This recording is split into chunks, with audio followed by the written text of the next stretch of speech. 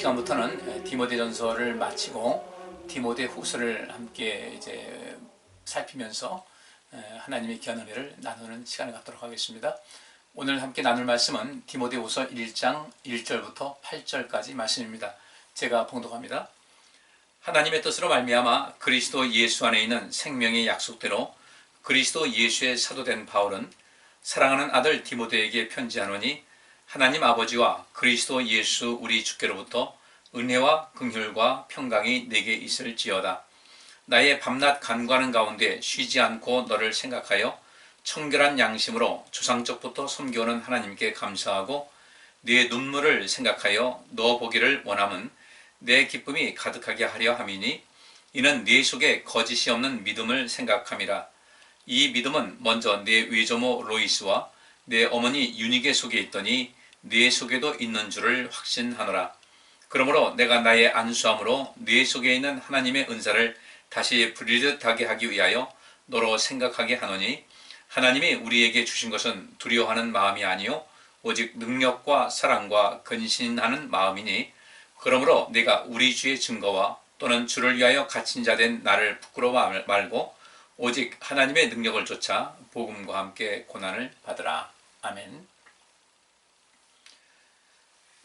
디모데전서 또 디모데후서 모두 똑같이 이제 그 수신자 이 편지를 받는 사람이 디모데였는데 디모데전서와 또 디모데후서의 그 기록 목적이 조금은 차이가 있습니다. 똑같이 이 복음을 위해서 일하라는 그 의미에서는 그 목적은 똑같은데 그 당시에 디모데전서와 디모데후서를 기록할 당시에 상황이 좀 많은 변화가 있었어요.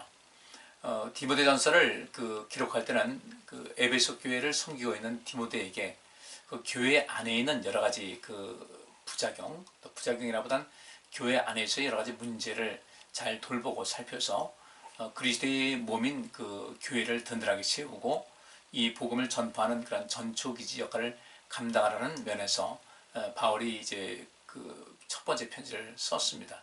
그 당시 이 에베소 교회는 처음에 정말 그 개척하는 그 당시에 굉장히 열심으로 교회가 성장을 하고 자랐는데 조금 지나지 않아서 그 많은 그 유대인들, 그 율법주의자들의 그 어떤 회유 또는 그들의 공격, 그래서 또 교회 안에 있는 그 기독교인이지만 예수 그리스도를 또 영접한 그 기독교인이지만 여전히 그 율법주의에 그 깊이 심취해 있는 이런 사람들이 교회 내에서 어떤 율법의 잘못된 그 가르침, 율법 자체가 잘못된 것은 아니지만 율법을 잘못되게 이제 해석을 하고 그것을 율법주의로서만 이렇게 이야기하는 사람들, 그 주장하는 사람들의 그들에 의해서 교회가 좀 혼란스러운 그런 부분이 있었고 또 영지주의자들이요, 영은 순결하고 깨끗한데 육은 그렇지 못하다.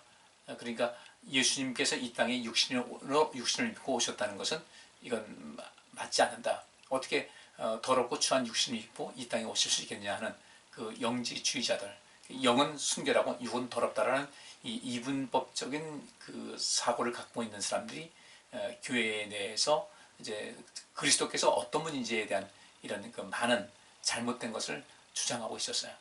그래서 바울은 그 교회 안에서 온전한 그 믿음을 저하시키고 또 신앙의 어떤 본질, 또 신앙의 순수함을 자꾸 이제 흐리는 이 사람들, 그래서 교회로 하여금 어떤 동력을 잃어서 이 복음의 순수성을 전파하는 가운데 문제가 되는 그 사람들을 맞서서 그 목회를 온전하게 하기 위한 목적으로 디모데전서를 썼습니다. 그래서 교회에서도 이제 온전한 어떤 행정 조직을 갖고 그 임직자들, 그 직분자들 세워서 그들로 하여금 이 복음을 지키고 또 온전한 복음을 전파하는 일에 힘을 다할 것을 이야기를 했습니다. 그리고 그 가운데서 교회 질서뿐 아니라 교회가 교회답기 위해서 경건에 힘쓰고 선한 일에 힘쓰고 그리고 더욱더 성화되고 성숙한 그리스도인의 삶을 살아가야 된다는 것을 이제 디모데에게 이야기하면서 모든 성도들을 그렇게 가르치라는 것도 그 안에 포함이 되어 있었죠.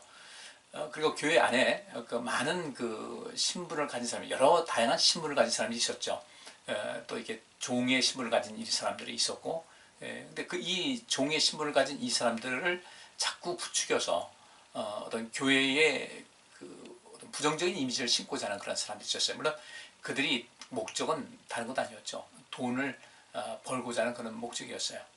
약한 사람들, 신분이 낮은 이런 사람들, 그들을 자꾸 부추겨서 우리가 여러분들을 도울 것입니다 하면서 그들에게 돈을 이제 받아내는 거죠. 그들을 이제 일한다고 이야기했으니까 그들을 위해서 일할 때 돈이 필요하다는 것이죠. 그렇게 해서 다른 사람들을 또 높여주는 척하면서 또 그들을 위하는 척하면서 자기의 사리사욕을 챙기는 이런 사람들, 그런 사람들이 교회 안에 있었어요. 그래서 바울이 돈을 사랑함이 일만하게 뿌리가 된다라고 하면서 돈에 치우쳐서 신앙이 퇴색되거나 또 신앙이 오염되는 일이 없도록 조심할 것을 이야기하고 경건을 힘쓰라, 또 선한 싸움을 싸우라는 이런 모든 말씀을 해서 이제 디모데 전서가 마무리가 되었습니다. 그리고 세월이 흘렀어요. 1차 바울이 로마에서 투옥된 상태에서 이제 다시 석방이 됐습니다. 석방이 되고 이제 잠시 한 2, 3년 동안 자유로운 가운데 있을 때 바울이 디모데 전서를 썼는데, 근데 이 이후에 투옥이 됐어요. 또 투옥이 됐고 그 다음에 바울이 순교를 했죠. 그래서 디모데 후서를 보게 되면 그가 바울이 이제 내 인생의 종말이 다가왔다는 것을 직감을 하는 가운데 이 말씀을 또한 기록을 하고 있습니다. 여전히 바울은 교회를 사랑하고 이 그리스도의 복음이 온전하게 전파되기를 간절히 그런 바라는 마음이었었는데, 이전에 디모데 전서를 통해서 경고를 하고 또 이렇게 주의를 기울일 것을 이야기하고 또 어떤 율법주의자들 그리고 영지주의자들 그들에 의해서 교회가 또 이 복음이 오염되지 않도록 힘쓰라는 이런 부탁을 했지만 그들의 그 침투가 왜곡된 이런 그 복음관을 가지고 나오면서 그 사람들의 침투가 교회를 점점 어렵게 했을 뿐 아니라 이제 바울이 2차 투옥됐을 때는 그 로마의 그 대화제 때문이었죠. 네로 황제가 정치적인 목적을 가지고 그 로마의 대화제가 발생했을 때 그 책임을 이제 기독교인에게 돌렸습니다. 그것 때문에 바울이 이제 투옥이 됐고, 그러면서 로마 제국의 그 기독교 핍박이 아주 본격화되고 현실로 나타나게 됐습니다. 그로 인해서 워낙 핍박이 심하다 보니까 교회를 떠나서 이제 그 하나님께 등 돌리고 그리스도를 등 돌리는 이런 사람들이 점점 많아지는 이런 상황 속에서 바울은 많은 이제 마음이 아팠겠죠. 마음이 아프고 또 고심이 되고, 그런데 어쨌든 그 바울은 이런 가운데서도 그 믿음을 잃지 않게 해서 교회가 해야 될 일이 무엇인가를 또 고민하게 됐고, 또 그런 그 자기가 고민하고 간절히 바라는 이런 모든 것을 디모데에게 두 번째 보내는 편지 속에서 그런 내용이 담겨져 있습니다. 이 상황이 좀 달랐던 거죠. 1차 디모데 전서를 보낼 때는 그 교회의 문제가 내부의 문제가 주로였다면은 이제 이 디모데 후서를 보낼 때는 교회 내부의 문제뿐 아니라 이제 로마 제국의 기독교 박해가 본격화된 이런 상황 속에서 안팎으로 이제 어려움을 당하는 이런 상황에 있었던 것입니다. 그래서 이제 이 글을 쓰면서 이 두 번째 편지를 쓰면서 바울은 이제 내 삶이 얼마 안 남았다는 것을 벌써 인지를 하죠. 그리고 디모데를 좀 보고 싶은 마음에 좀 왔으면 좋겠다라는 이런 이야기를 이 디모데 후서에서 이제 기록을 하고 있습니다. 이런 그 배경을, 이 디모데 후서가 기록된 그 배경을 여러분께서 먼저 생각하시고요. 그 다음에 이제 이 말씀 같이 살피시면 좋겠습니다. 자, 이제 본격적으로 이제 본문으로 들어가서 함께 주의 은혜를 나누도록 하겠습니다. 1절 보면 뭐 바울이 늘 그렇게 바울 서신에서 늘 하는 이야기죠. 하나님의 뜻으로 말미암아 그리스도 예수의 사도된 나 바울은 이렇게 이야기합니다. 그러니까 디모데후서가 이제 바울에 의해서 기록되었다는 것이 증명이 되죠. 그런데 여기에는 그리스도의 하나님의 뜻으로 말미암아 그리스도 예수의 사도된 나 바울이 이 편지를 씁니다라고 하면서 그 중간에 하나님의 뜻으로 말미암아 그리고 그리스도 예수의 사도된 바울은 그 중간에 어떤 이야기가 나오냐면 그리스도 예수 안에 있는 생명의 약속대로 그리스도 예수의 사도된 바울은 이렇게 이야기를 합니다. 그러니까 첫째는 하나님의 뜻에 의해서 이제 사도가 됐죠. 그리고 그리스도 예수의 사도가 됐다. 하나님의 뜻으로 말미암아 그리스도 예수의 사도가 되었는데 바울이 그러면 그 사도가 된 그 목적이 뭐냐는 거죠. 그것은 그리스도 예수 안에 있는 생명의 약속에 근거해서 그리스도 예수의 사도가 되었다 이렇게 말하고 있습니다. 그리스도 예수 안에 있는 생명, 그리스도 예수 안에 있는 생명, 이 그리스도 예수 안에 있는 생명은 온 세상에 영향력을 끼칠 수가 있죠. 모든 사람을 살릴 수가 있는 겁니다. 요한복음 3장 16절에 그 말씀이 있어요.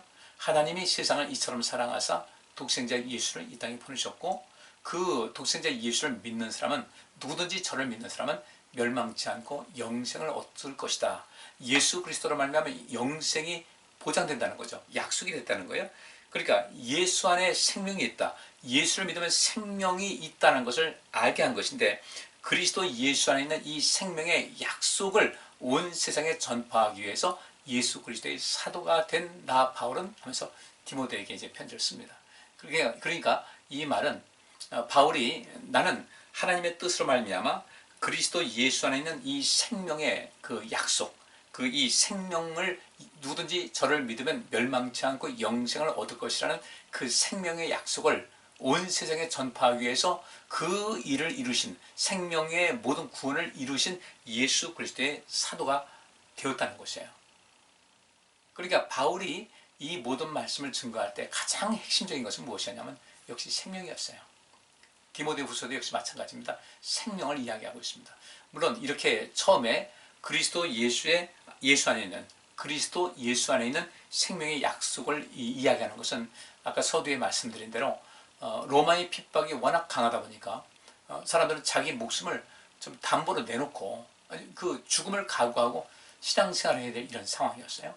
로마의 대화제가 그 그리스도인에 의해서 기독교인들에 의해서 이것이 시작이 되었다 하니까 모든 분노가 이제 로마에 있는 사람들 분노가 그리스도인들에게 쏠리는 거죠.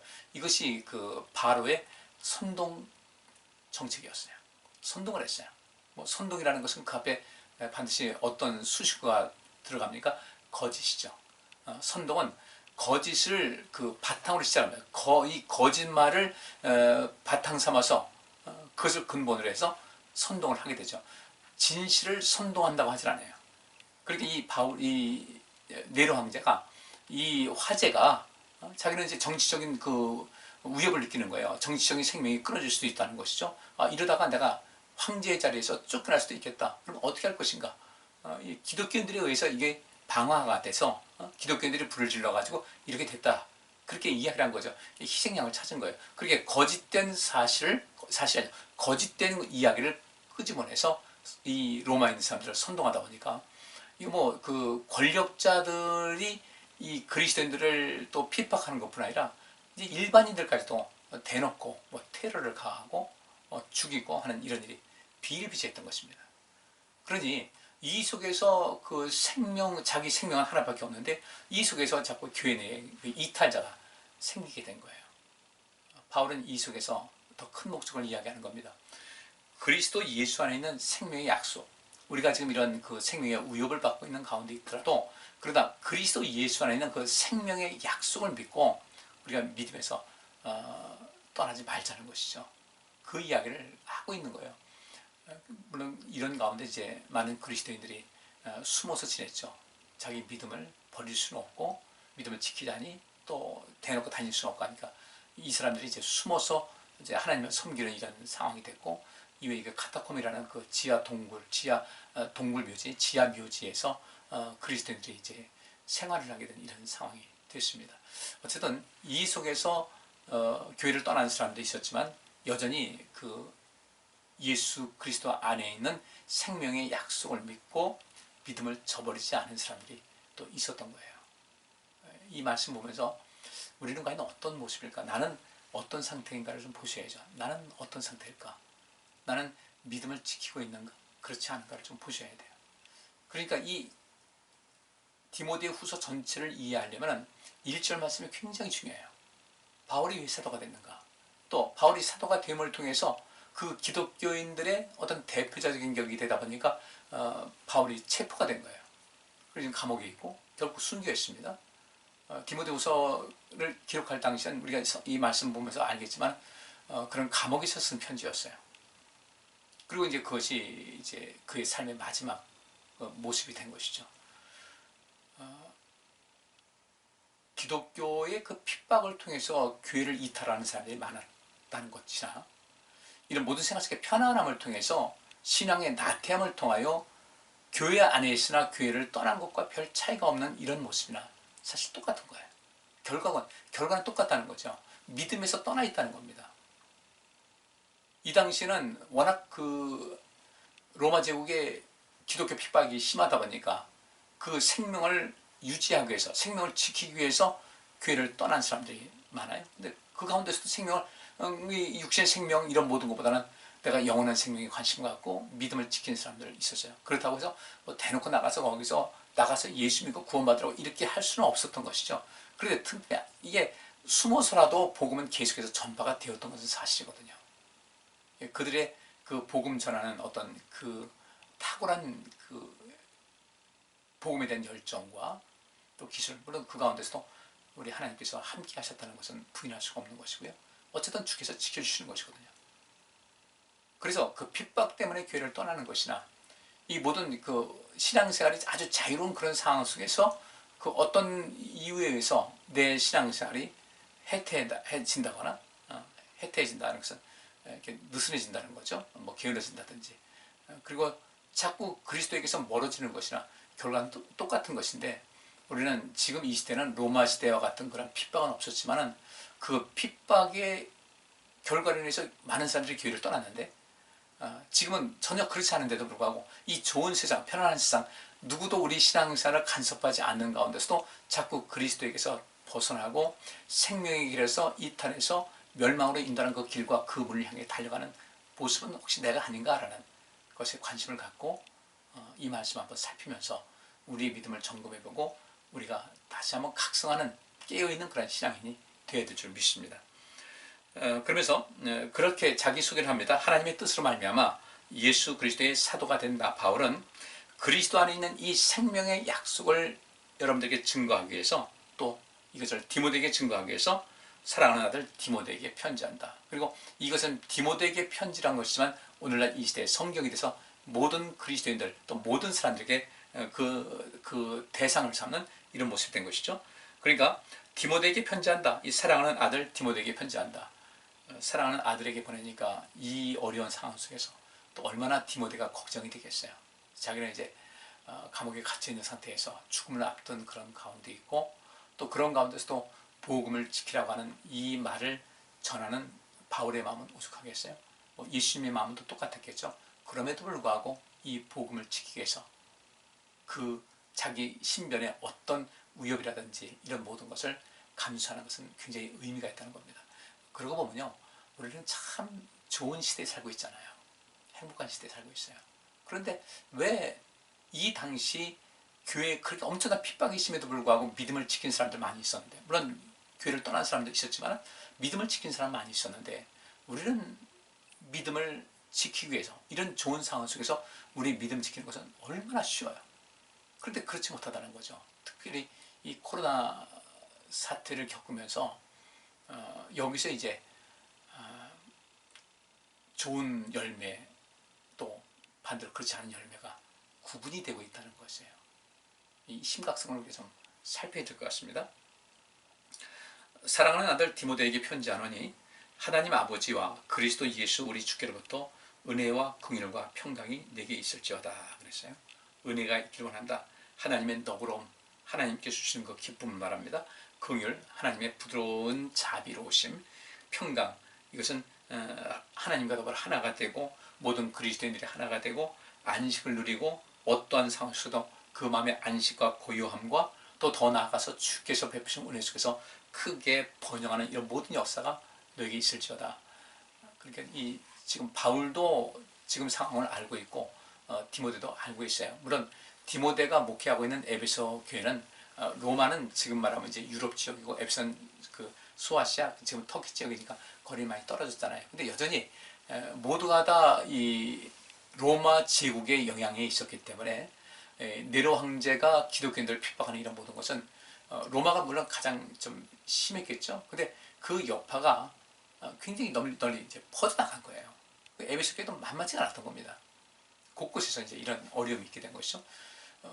유대인들이 이제 2차 세계대전 때 그 핍박당합니다. 온 유럽에 곳곳에 유대인들이 퍼져 있었는데 그 전체 유럽에 퍼져 있던 사람들 전부 다 그들을 다 죽이려고 작정을 했던 거예요. 똑같은 거죠. 에베소에도 역시 이런 많은 핍박이 있었다는 것이에요. 바울이 그런 가운데서도 이제 디모데에게 용기를 주는 것은 어떠한 상황이든 우리 하나님 아버지와 그리스도 예수 우리 주께로부터 은혜와 긍휼과 평강이 반드시 주어질 것을 믿으라는 것이죠. 바울이 이것을 체험하고 있고요. 여러분도 마찬가지로 그리스도 예수, 하나님 아버지와 그리스도 예수 안에서 우리에게 주어진 그 은혜와 긍휼과 평강이 하나님께서 우리에게 주시는 것이거든요. 하나님과의 그 온전한 관계 속에서 하나님과 예수님께서 보내주시는 은혜와 그 긍휼과 평강이 항상 차고 넘치시기를 간절히 바랍니다. 이것은 바울이 디모데에게 보낼 때 디모데 사랑하는 아들아 이렇게 하지 않습니까? 디모데는 바울이 어떠한 삶을 살았는지를 너무도 잘 알고 있잖아요. 그렇기 때문에 이런 말씀은 디모데에게도 굉장히 큰 위로와 힘이 되는 것이죠. 그래서 3절에 나의 밤낮 간구하는 가운데 쉬지 않고 너를 생각하여 청결한 양심으로 조상적부터 섬겨는 하나님께 감사한다. 자, 이 얘기는 나는 우리 조상들이 이전부터 그 청결한 양심으로 하나님을 섬겨오고 또 하나님 믿은 것 같이 나 역시 청결한 양심으로 우리 조상들이 그렇게 하나님을 열심히 섬겼던 그 사람들 모든 조상들이 다 그런 건 아니었지만 여전히 그 아브라함 이후로부터 시작해서 그 남은 자들 어떤 경우에도 신앙의 그 뿌리가 흔들리지 않냐고 하나님을 의지하고 살아서 이 복음이 이제까지 이어오는데 큰 역할을 했던 그 조상들의 그 하나님을 섬기는 이런 모든 그 모습이 나도 갖고 있다는 거예요. 그리고 나 역시 청결한 양심으로 하나님을 섬기면서 하나님께 감사하고 있는데 나는 그 가운데 항상 밤낮으로 하나님께 간구하는 것이 있다. 하나님께 간구한다. 청원하고 청구하고 기원하는 것. 모든 이 복음과 온 세상 사람들이 구원받는 그 일을 위해서 하나님께 청원하고 청구하고 기원했겠죠. 그 가운데 쉬지 않고 이 디모데를 생각하고 있다는 거예요. 왜냐하면 바울은 같이 몸이지만 그래도 바울이 곳곳에 흩어져 있는 그 교회에서 큰 역할을 할 수 있는 사람이 그 큰 역할을 하는 사람 중에 하나가 디모데였기 때문에 늘상 그를 위해서 밤낮 쉬지 않고 간구하는 가운데 그 디모데를 위한 그 기도가 계속해서 이어지고 그를 생각하고 있다. 항상 회상하고 있고 기억하고 있다는 것이에요. 그러면서 이 4절 말씀에 내 눈물을 생각하여 너 보기를 원하면 내 기쁨이 가득하게 하려 함이니라고 이렇게 말하고 있습니다. 내 눈물을 생각하여 내 눈물을 생각하는 것이 무엇이겠습니까? 바울이 이제 디모데를 곳에 에베소에 두게 되죠. 그리고 이제 바울이 이런 모든 상황 속에서 디모데를 두고 이제 바울이 또 자기 나름대로 길을 걸어갈 때 디모데가 많이 울었던 것 같아요. 연로에 가는 이 바울을 볼 때도 마음이 아팠을 것이고 또 주의 복음을 제시하는 이런 모든 것을 통해서 한편으로는 자랑스럽고 의지가 되고 힘이 되면서도 그렇게 애쓰고 수고하면서 그 고린도후서에 보면 바울이 얼마나 복음에서 고생했는지를 잘 말하고 있잖아요. 그런 모든 것을 하면서 또 고난의 그 현장 그러나 생명의 현장을 향해서 가고 있는 바울을 볼 때 많은 눈물을 흘렸던 것 같아요. 그래서 바울이 뭐라고 하냐면 내 눈물을 생각한다. 내가 그때 너와 내가 헤어질 때 내가 흘린 눈물을 내가 생각하면서 나 역시 지금도 너를 보기를 간절히 원한다는 거죠. 갈망하고 있다는 거예요.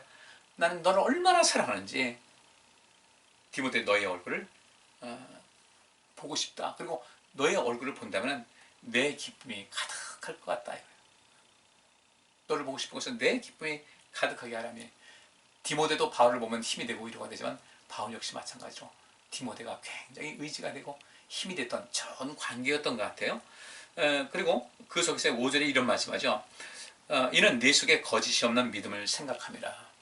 그러니까 바울이 이 디모데를 믿고 또 그에게 힘을 얻고 또 그에게 모든 것을 맡길 수 있었던 것은 그 디모데 안에 있는 거짓이 없는 그 믿음, 가식이 아닌 성실하고 위장이 없는 포장된 그런 믿음이 아닌 정말로 온전한 성실한 그 믿음을 가진 디모데를 생각할 때 더 많이 보고 싶다는 거죠. 이런 참된 믿음을 가진 사람을 하나님께서는 얼마나 귀히 여기시겠어요. 바울이 디모데를 그렇게 보고 싶어 했는데 하나님은 지금도 우리 여전히 보고 계시지 않습니까? 그런데 우리가 그 소통은 잘 이루지 못해요. 우리가 지금 흔히 하는 이 대화로 하나님과 소통하지 못하지만 영성이 깨어있는 사람들은 하나님의 그 손길을 느낄 수가 있죠. 아, 주께서 나와 함께 하신다. 나를 만지고 계시다.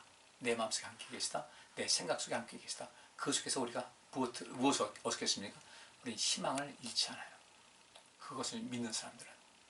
그러니까 이 초기교회에 이렇게 많은 핍박이 있어도 그리스도를 떠나지 아니하고 교회를 등지지 않은 사람들은 바로 그 희망 하나 가지고 있었던 것이죠. 대단한 거예요. 그런 귀한 믿음이 디모데에게 있었는데 그것은 그 외할머니인 로이스와 그 어머니 유니고의 속에 있었던 것인데 그것이 이제 전통, 이 믿음의 좋은 전통이 외할머니 또 어머니 이렇게 해서 쭉 내려오고 있다는 것이죠. 어쨌든 이 바울이 디모데를 볼 때 굉장히 큰 믿음을 가지고 있는 사람으로 여겼던 거예요.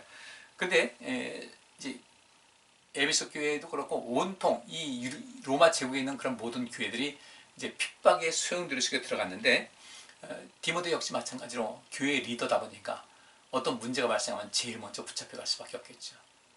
가장 그 타깃이 될 수 있는 그런 것인데 6절 보니까 그러므로 내가 나의 안수함으로 네 속에 있는 하나님의 은사를 다시 부르듯하게 하기 위하여 너로 생각하게 한다. 이 편지를 쓰는 것은 이 어려움 속에 있는 이 상황 속에서 바울은 디모데의 그 안에 있는 이전에 이제 디모데에게 안수할 때 뭐 이게 임직할 때 안수한 것인지 아니면 또 따로 안수한 것인지 모르지만 내가 나의 안수함으로 너의 속에 있는 하나님의 은사, 하나님의 은사라고 할 때 이것은 신비한 능력, 위험 또는 고난으로부터 나는 구속함을 받을 수가 있다. 구원을 받을 수 있다는 그런 담대한 믿음, 어떤 신앙적인 자질 부여. 이것이 하나님께서 주시는 은사가 바로 그렇게 나타나는 것이거든요.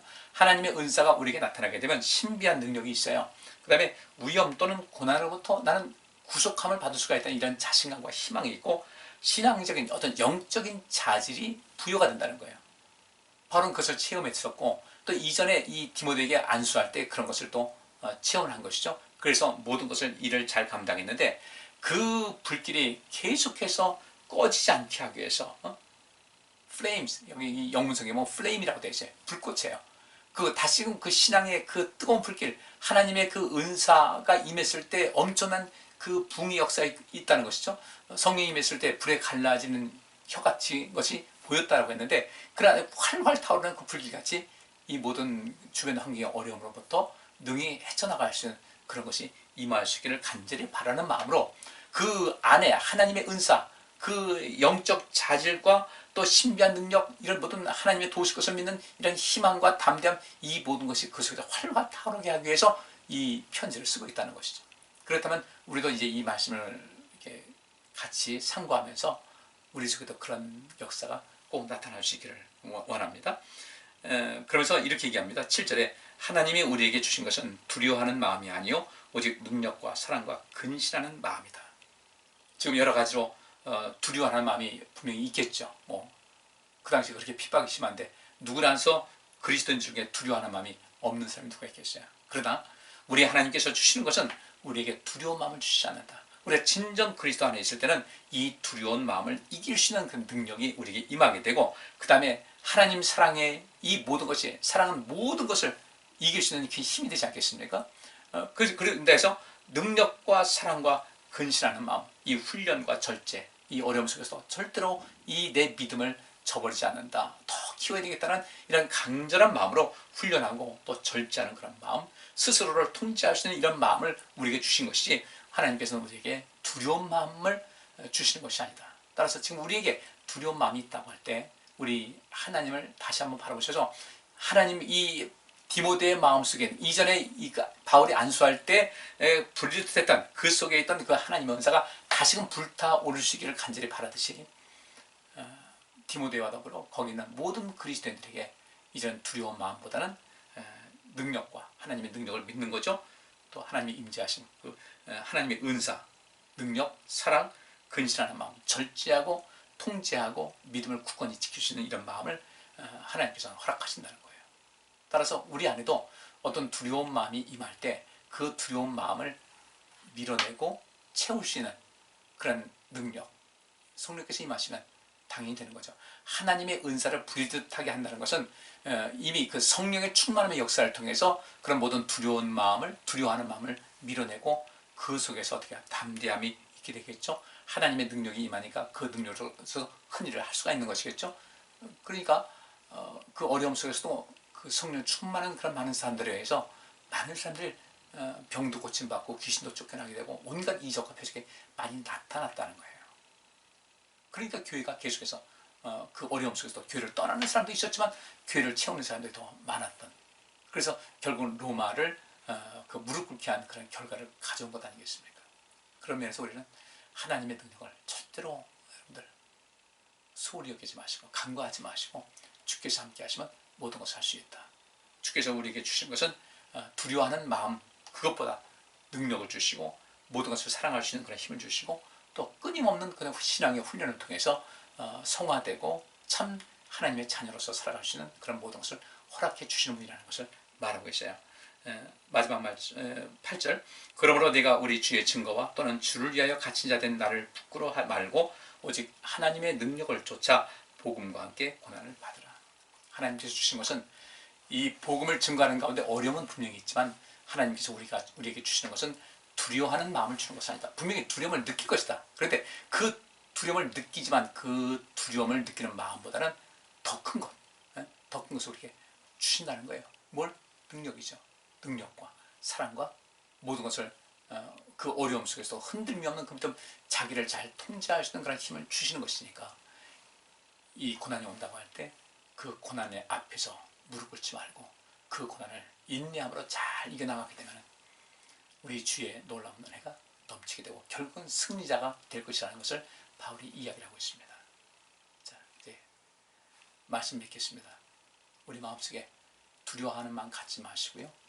지금 바울이 증거하는 것은 디모데와 더불어 그 많은 그리스도인들이 그 로마의 핍박, 또 내부의 여러 가지 어려운 문제, 유대인들의 그 괴롭힘, 이런 모든 속에서 흔들림이 없이 하나님께서 우리에게 능력을 주시니까 우리 안에 있는 이 하나님의 은사를 다시금 분리듯하게 하는 이런 역사가 있으니까 지금은 우리는 그 당시의 핍박은 아니어도 지금 모든 생활이 우리의 신앙을 저하시키고 있는 그런 환경이 조성되어 있거든요.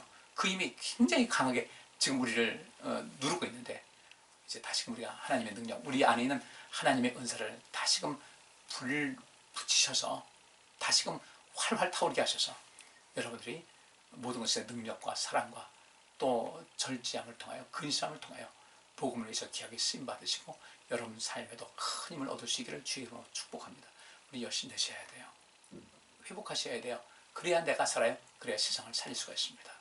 기도합니다. 주님 감사합니다. 저희들 신앙생활 속에서 신앙의 후퇴가 아닌 정체가 아닌 성장과 성숙함과 성화된 삶을 살 수 있는 놀라운 능력을 우리 모두에게 허락해 주시길 원합니다. 먼저 우리의 마음이 새로워져서 그렇게 미래를 향해서 표대를 향해서 그리스도를 향해서 달려나가는 참 믿음의 사람들 되게 하여 주옵소서. 예수 그리스도 이름으로 기도하옵나이다. 아멘. 오늘 여기서 마치겠습니다. 감사합니다.